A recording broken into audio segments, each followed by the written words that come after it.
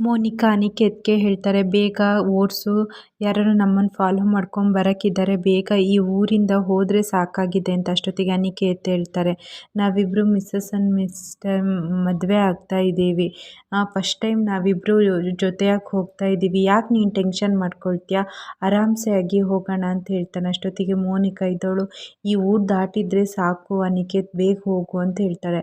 ಆ ಕಡೆ ಮೋನಿಕಾನ ಗೌರಿ ತಂಗಿ ಹುಡ್ಕೊಂಡು ಸ್ಕೂಟಿಲಿ ಬರ್ತಾ ಇರ್ತಾಳೆ. ಈ ಕಡೆ ಮಂಟಪದಲ್ಲಿ ಎಲ್ಲ ಶಾಸ್ತ್ರಗಳು ನೆರವೇರ್ತಿರುತ್ತೆ. ಅಷ್ಟೊತ್ತಿಗೆ ಗೌರಿ ತಂದೆ ಕಾಂತಲಕ್ಷ್ಮಿನ ಕರ್ಕೊಂಡೋಗಿ, ಇದ್ಯಾವ ಶಾಸ್ತ್ರ, ನನಗೆ ಗೊತ್ತೇ ಇಲ್ಲಲ್ಲ, ಮೋನಿಕಂಗೆ ಯಾಕೆ ಈ ಥರ ಮುಸ್ಕ ಹಾಕ್ಕೊಂಡು ಬಂದಿದ್ಯಾ ಅಂತ ಕೇಳ್ತಾನೆ. ಅಷ್ಟೊತ್ತಿಗೆ ಕಾಂತಲಕ್ಷ್ಮಿ ಹೇಳ್ತಾಳೆ, ಇದು ನಾನು ಹರಕೆ ಹೊತ್ಕೊಂಡಿದ್ದೆ, ನನ್ನ ಮಗಳು ಮದುವೆ ಯಾವುದೇ ರೀತಿ ವಿಘ್ನ ಬರದಂಗೆ ನೋಡ್ಕೋ ತಂದೆ ಅಂತ ಹೇಳಿ ಹರಕೆ ಹೊತ್ಕೊಂಡಿದ್ದೆ, ಹಾಗಾಗಿ ಈ ಥರ ಮುಸ್ಕ ಹೊತ್ಕೊಂಡು ಬಂದಿದ್ದಾಳೆ, ಮುಸ್ಕ ಹಾಕಿಸ್ಕೊಂಡು ಮಂಟಪದಲ್ಲಿ ಕೂರಿಸಿದ್ದೀನಿ ಅಂತ ಹೇಳ್ತಾನೆ. ಅಷ್ಟೊತ್ತಿಗೆ ಇದು ನಿಂದೆ ಬೇರೆ ಯಾವುದು ನಾಟಕ ಅಲ್ವಲ್ಲ ಅಂತ ಗೌರಿ ತಂದೆ ಕೇಳ್ತಾನೆ. ಅಷ್ಟೊತ್ತಿಗೆ ಕಾಂತಲಕ್ಷ್ಮಿ ಇದ್ದವಳು, ಏನ್ರಿ ಮಗಳು ಮದುವೆ ಆಗೋ ಟೈಮಲ್ಲಿ ನೀವೇನು ಮಾತಾಡ್ತಿದ್ದೀರಾ, ಸರಿ ಬನ್ನಿ ಹೋಗೋಣ ಅಂತ ಕಾಂತಲಕ್ಷ್ಮಿ ಅಲ್ಲಿಂದ ಹೋಗ್ತಾಳೆ. ಇಲ್ಲಿ ನೋಡಿದರೆ ಗೌರಿ, ನಮ್ಮಿಬ್ಬರು ಮನಸ್ಸು ಮೈಲಿಗಲ್ಲಷ್ಟು ದೂರ ಇದೆ, ಆದರೆ ಇಲ್ಲಿ ನಾನು ಈ ಪೂಜೆ ಕಾರ್ಯಕ್ರಮದಲ್ಲೆಲ್ಲ ಕೂತಿದ್ದೀನಿ, ಚಿನ್ನು ಅಕ್ಕನ ಬೇಗ ಕರ್ಕೊಂಬರೆ, ನನಗಿಲ್ಲಿ ಕೂರೋಕ್ಕಾಗ್ತಿಲ್ಲ ಅಂತ ಗೌರಿ ಮನಸ್ಸಲ್ಲೇ ಹೇಳ್ಕೊಳ್ತಿದ್ದಾಳೆ. ಈ ಕಡೆ ಚಿನ್ನು ನೋಡಿದರೆ ಅಕ್ಕನ ಬಗ್ಗೆ ಎಲ್ಲ ಹೊರಗೆ ವಿಚಾರಿಸ್ತಿದ್ದಾಳೆ, ಆದರೆ ಯಾರು ಕೇಳಿದ್ರು ಮೋನಿಕಾನ ನೋಡಿಲ್ಲ ಅಂತಲೇ ಹೇಳ್ತಾ ಇದ್ದಾರೆ. ನಮಗೆ ಗೊತ್ತಿಲ್ಲ ಕಣಮ್ಮ, ಈಗ ಫೋನ್ ಇದ್ರೇ ಸಿಗೋದು ಕಷ್ಟ, ಇನ್ನು ಇಲ್ಲೆಂಗೆ ಸಿಗುತ್ತೆ ಅನ್ನೋಷ್ಟೊತ್ತಿಗೆ ಮುನ್ನಿ ಬಂದು ಹೇಳ್ತಾನೆ, ಅಕ್ಕ ಹೈವೇ ದಾಟಿ ಅಕ್ಕ ಹೋಗೋಕ್ಕಿಲ್ಲ, ಬನ್ನಿ ಹೈವೇ ಅಥವಾ ರೈಲ್ವೆ ಸ್ಟೇಷನ್ ಎಲ್ಲ ಕಡೆ ನಾವು ನೋಡೋಣ ಅಂತ.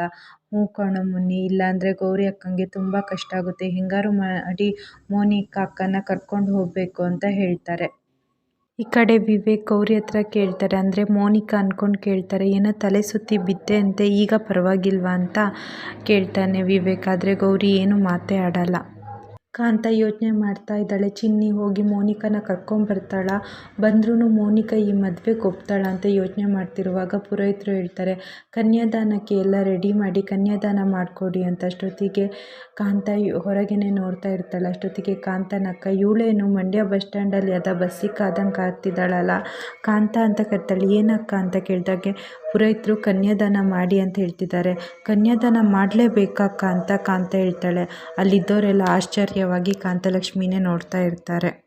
ಈ ಕಡೆ ಪುರೋಹಿತರು ಫಸ್ಟು ಅಳಿಯನಿಗೆ ಪಾದ ಪೂಜೆ ಮಾಡಿ ಅಂತ ಹೇಳ್ತಾರೆ. ಅಷ್ಟೊತ್ತಿಗೆ ಕಾಂತ ಹಾಗೂ ಕಾಂತನ ಗಂಡ ಪಾದ ಪೂಜೆನ ಫಸ್ಟು ಮಾಡ್ತಾರೆ. ಆದರೆ ಇಲ್ಲಿ ಚಿನ್ನಿ ಹುಡುಕ್ತಾನೆ ಇರ್ತಾನೆ, ಎಲ್ಲಿ ನೋಡಿದ್ರೂ ಮೋನಿಕನ ಬಗ್ಗೆ ಸುಳಿನೇ ಸಿಗ್ತಾ ಇರಲ್ಲ. ಅಷ್ಟೊತ್ತಿಗೆ ಬನ್ನಿ ಅಲ್ಲೆಲ್ಲೋ ಕಡೆ ಅವರು ಮೋನಿಕಾ ಅಕ್ಕನ ನೋಡಿದೆ ಅಂತ ಯಾರೋ ಹೇಳಿದರು, ಬಾ ಆ ಕಡೆ ಹೋಗಿ ನೋಡೋಣ ಅಂತ ಮೋನಿಕಾ ಹಾಗೆ ಬನ್ನಿ ಎಲ್ಲ ಕಡೆ ಹುಡುಕ್ತಾನೆ ಇರ್ತಾರೆ. ಈ ಕಡೆ ಕಾಂತಲಕ್ಷ್ಮಿ ಚಿನ್ನಿ ಏನಾದ್ರು ಕರ್ಕೊಂಬರ್ತಾಳ ಅಂತ ಮಂಟಪದ ಹೊರಗೇನೆ ನೋಡ್ತಾನೆ ನಿಂತಿರ್ತಾಳೆ. ಪುರೋಹಿತರು ಕಾಯಿ ಕೊಟ್ಟು, ಇದು ವಧುವರರ ಕೈ ಮುಡಿಸಿ ಅಂತ ಕಾಂತಲಕ್ಷ್ಮಿ ಗಂಡಂಗೆ ಕೊಡ್ತಾರೆ. ಅಷ್ಟೊತ್ತಿಗೆ ಕಾಂತಲಕ್ಷ್ಮಿ ಗಂಡ ಗೌರಿ ಕೈನ ಹಿಡಿದ ತಕ್ಷಣ ಅವನಿಗೆ ಗೊತ್ತಾಗುತ್ತೆ, ಇದು ಮೋನಿಕನ ಕೈ ಅಲ್ಲ ಗೌರಿ ಕೈ ಅಂತ. ಆಶ್ಚರ್ಯದಿಂದ ಕಾಂತಲಕ್ಷ್ಮಿ ಕೇಳ್ತಾಳೆ, ಕಾಂತ ಇದು ಗೌರಿ ಕೈ, ಮೋನಿಕನ ಕೈ ಅಲ್ಲ ಅಂತ. ಅಷ್ಟೊತ್ತಿಗೆ ಕಾಂತಲಕ್ಷ್ಮಿ ಇದ್ದವಳು ತಲೆಯಲ್ಲಿ ಇಲ್ಲ ಮೋನಿಕಂದೇ ಕೈ ಅಂತ ಹೇಳ್ತಾ ಇರ್ತಾಳೆ. ಇಲ್ಲಿ ಕೂತಿರೋದು ಗೌರಿನ, ಹಾಗಾದರೆ ಮೋನಿಕನ ಜಾಗದಲ್ಲಿ ಗೌರಿ ಕೂತಿದ್ದಾಳಲ್ಲ, ಮೋನಿಕನ್ ಎಲ್ಲಿ ಅಂತ ಕಾಂತಲಕ್ಷ್ಮಿ ಗಂಡ ಕಾಂತಲಕ್ಷ್ಮಿಗೆ ಕೇಳ್ತಾನೆ ಇರ್ತಾನೆ. ಅಷ್ಟೊತ್ತಿಗೆ ಕಾಂತಲಕ್ಷ್ಮಿ, ಮೊದಲು ಕನ್ಯಾದಾನ ಮಾಡಿರಿ, ಮತ್ತು ಆಮೇಲೆ ಎಲ್ಲ ವಿಚಾರ ಹೇಳ್ತೀನಿ ಅಂತ ಹೇಳ್ತಾಳೆ. ಈ ಕಡೆ ವಿವೇಕ್ ಅತ್ತೆ ಮನಸ್ಸಲ್ಲೇ ಹೇಳ್ಕೊಳ್ತಿರ್ತಾಳೆ, ಅಲ್ಲಿರೋದು ನೀನು ಇಷ್ಟಪಟ್ಟಿರೋ ಮೋನಿಕಾ ಅಲ್ಲ ಗೌರಿ, ಆ ಮೋನಿಕಾ ಓಡೋಗಿ ನನ್ನ ದಾರಿಗೆ ಒಳ್ಳೇದು ಮಾಡಿದ್ಲು, ಅವಳಿಗೆ ಟ್ಯಾಂಕ್ಸ್ ಹೇಳಬೇಕು, ಇನ್ನಿದೆ ಏನು ಅಂತ. ಮೊದಲೇ ಗೌರಿ ಅಂದರೆ ಆಗದಿಲ್ದವಳು, ಅವಳು ಹೆಂಡತಿಯಾಗಿ ಬಂದಳು, ಇಷ್ಟಪಟ್ಟವಳು ಓಡೋದ್ಲು, ಇದೇ ಚಿಂತೆಯಲ್ಲಿ ನೀನು ಇರ್ತೀಯ ಅಂತ ಅವಳು ಮನಸ್ಸಲ್ಲೇ ಹೇಳ್ಕೊತಿರ್ತಾಳೆ. ಇಲ್ಲಿ ನೋಡಿದರೆ ಅನಿಕೇತ್ ಮೋನಿಕಂಗೆ ಹೇಳ್ತಾಳೆ, ನೀನೇನು ಚಿಂತೆ ಮಾಡಬೇಡ, ಇನ್ನು ನೀನು ನನ್ನ ರೆಸ್ಪಾನ್ಸಿಬಲ್ ಅಂತ. ಹೌದು, ಆದರೆ ನಾನು ಮೋಸ ಮಾಡಿ ಬಂದಿದ್ದೀನಿ. ಹೌದು, ನಾನು ಅದೇ ಮನೆ ಹುಡುಗ ಅಲ್ವಾ, ನೀನೇನು ಯೋಚನೆ ಮಾಡಬೇಡ ಅಂತ ಮೋನಿಕಾ ಮತ್ತು ಅನಿಕೇತ್ ಕಾರಲ್ಲಿ ಹೋಗ್ತಾ ಇರ್ತಾರೆ. ಅವ್ರನ್ನ ಚಿನ್ನು ಮತ್ತು ಬಂಟಿ ಹುಡುಕ್ತಾನೆ ಬರ್ತಾ ಇರ್ತಾರೆ. ಆದ್ರೂ ಅವಳು ಸಿಗೋದೇ ಇಲ್ಲ. ಈ ಕಡೆ ಕಾಂತಲಕ್ಷ್ಮಿ ಗಂಡ ಕರ್ಕೊಂಬಂದು ಕೇಳ್ತಾರೆ, ಯಾಕೆ ಮೋನಿಕನ ಜಾಗದಲ್ಲಿ ಗೌರಿನ ಕೂರಿಸಿದೀಯ ಅಂತ. ಹೇಳು, ನಿನ್ನ ಮಗಳು ಮೋನಿಕಾ ಎಲ್ಲೋದ್ಲು? ಯಾಕೆ ಗೌರಿನ ಅಲ್ಲಿ ಕೂರಿಸ್ಕೊಂಡಿದ್ಯಾ? ನಾನು ಗೊಂಬೆಗಳಿಗೆ ಬಣ್ಣ ಹಚ್ಚುವಾಗ ನನ್ನ ಮಗಳು ಬಂದು ಆ ಬಣ್ಣನ ಹಚ್ಚುತ್ತಿದ್ಲು. ಅವಳು ಆ ಕೆನ್ನೆಯಲ್ಲಿ ಬಣ್ಣನ ತಗೊಂಡು ನಂಗೆ ಸವರಿದಾಳೆ. ನಾನು ಸುಸ್ತಾಗಿ ಬಂದಾಗ ನನಗೆ ಅವಳು ಆಯಾಸನ ನೀಗಿಸಿದಂಥ ಕೈಗಳು.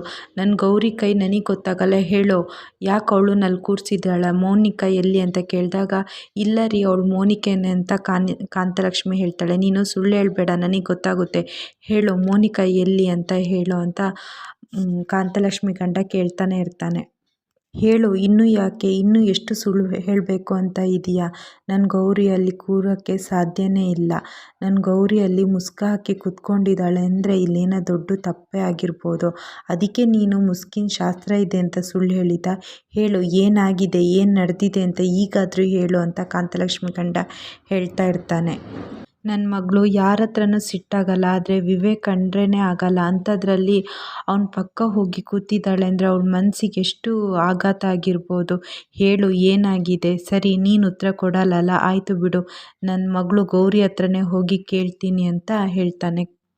ಆ ಹೊತ್ಕೊಂಡಿದ್ದ ಮುಸ್ಕನ್ನ ತೆಗೆದು ನಾನು ಗೌರಿ ನಾನೇ ಕೇಳ್ತೀನಿ ಅನ್ನೋಷ್ಟೊತ್ತಿಗೆ, ರೀ ಹೋಗಬೇಡಿ, ನಿಂತ್ಕೊಳ್ಳಿ, ನಾನೇ ಹೇಳ್ತೀನಿ ಅಂತ ಕಾಂತಲಕ್ಷ್ಮಿ ಹೇಳ್ತಾಳೆ. ಮೋನಿಕಾ ಎಲ್ಲೂ ಮಂಟಪದಲ್ಲೆಲ್ಲೂ ಕಾಣಿಸ್ತಾನೆ ಇಲ್ಲ. ನನ್ನ ನಂಬಿಕೆಗೆ ಮೋಸ ಮಾಡಿ ಇಲ್ಲಿಂದ ಹೋಗಿದ್ದಾಳೆ, ಅವಳೆಲ್ಲೂ ಕಾಣಿಸ್ತೇ ಇಲ್ಲ ಅಂತ ಹೇಳ್ತಾಳೆ. ಈ ಕಡೆ ಅನಿಕೇತ್ ಮನಸ್ಸಲ್ಲೇ ಮೋನಿಕಾ ನೋಡಿ, ಇವಳು ದೊಡ್ಡ ಕೋಟ್ಯಾಧಿಪತಿ, ಮಾಡರ್ನ್ ಬೇರೆ, ಇವಳನ್ನ ಮದುವೆ ಆಗಿ ಲಂಡನ್ ಅಥವಾ ಫಾರಿನಲ್ಲಿ ಸೆಟಲ್ ಆದರೆ ನನ್ನ ಲೈಫೇ ಸೆಟಲ್ ಆದಂಗೆ ಅಂತ ಅವ್ನ ಮನಸ್ಸಲ್ಲೇ ಇರ್ತಾಳೆ. ಈ ಕಡೆ ಮೋನಿಕಾನೂ ಅಷ್ಟೇ, ನನ್ನ ಲೈಫು ಸೆಟಲ್ ಆಯಿತು ಅಂತಲೂ ಮೋನಿಕಾನೂ ಹೇಳ್ತಾಳೆ. ಅಷ್ಟೊತ್ತಿಗೆ ಕಾರ್ ನಿಲ್ಲಿಸು ಅನಿಕೇತ್ ಅಂತ ಅನಿಕೇತ್ಗೆ ಮೋನಿಕಾ ಗಾಬರಿಯಾಗಿ ಹೇಳ್ತಾಳೆ. ಏನಕ್ಕೆ ನಿಲ್ಲಿಸ್ದೆ ಅಂತ ಅನಿಕೇತ್ ಕೇಳ್ತಾರೆ. ಅಷ್ಟೊತ್ತಿಗೆ, ಇಲ್ಲೇ ಇದೆ ದೇವಸ್ಥಾನ ನೋಡು, ನಾವು ಈಗಲೇ ಮದುವೆ ಆಗೋಣ. ಈಗಾಗಲೇ ನಮ್ಮನ್ನು ಮನೆಯವರೆಲ್ಲ ಹುಡುಕ್ತಾ ಇರ್ತಾರೆ. ನಾವಿಲ್ಲದಿರೋದು ನೋಡಿ ಅಲ್ಲಿ ದೊಡ್ಡ ಜಗಳನೇ ಆಗಿರುತ್ತೆ. ನಾವೊಂದು ಮದುವೆ ಆದರೆ ಯಾವುದೇ ರೀತಿಯೂ ಚಿಂತೆ ಇರಲ್ಲ. ಬಾ ಅನಿಕೇತ್, ಮದುವೆ ಆಗೋಣ ಅಂತ ಮೋನಿಕಾ ಹೇಳ್ತಾಳೆ. ಅಷ್ಟೊತ್ತಿಗೆ ಅನಿಕೇತ್ ಇದ್ದನು, ಸಾರಿ ಮೋನಿಕಾ, ನಾನು ನಿನ್ನನ್ನು ಮದುವೆ ಆಗೋಕ್ಕಾಗಲ್ಲ ಅಂತ ಹೇಳ್ತಾರೆ. ಮೋನಿಕಾಂಗೆ ಆಶ್ಚರ್ಯ ಆಗುತ್ತೆ.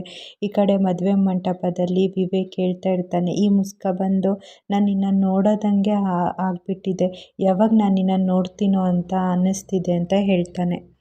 ಇಷ್ಟು ಇವತ್ತಿನ ಸಂಚಿಕೆಯಲ್ಲಿ ನಡೆದಿದೆ. ಈ ವಿಡಿಯೋ ಇಷ್ಟ ಆಗಿದ್ದರೆ ಲೈಕ್ ಮಾಡಿ, ಶೇರ್ ಮಾಡಿ, ಹಾಗೆ ಚಾನಲ್ನ ಸಬ್ಸ್ಕ್ರೈಬ್ ಮಾಡಿ.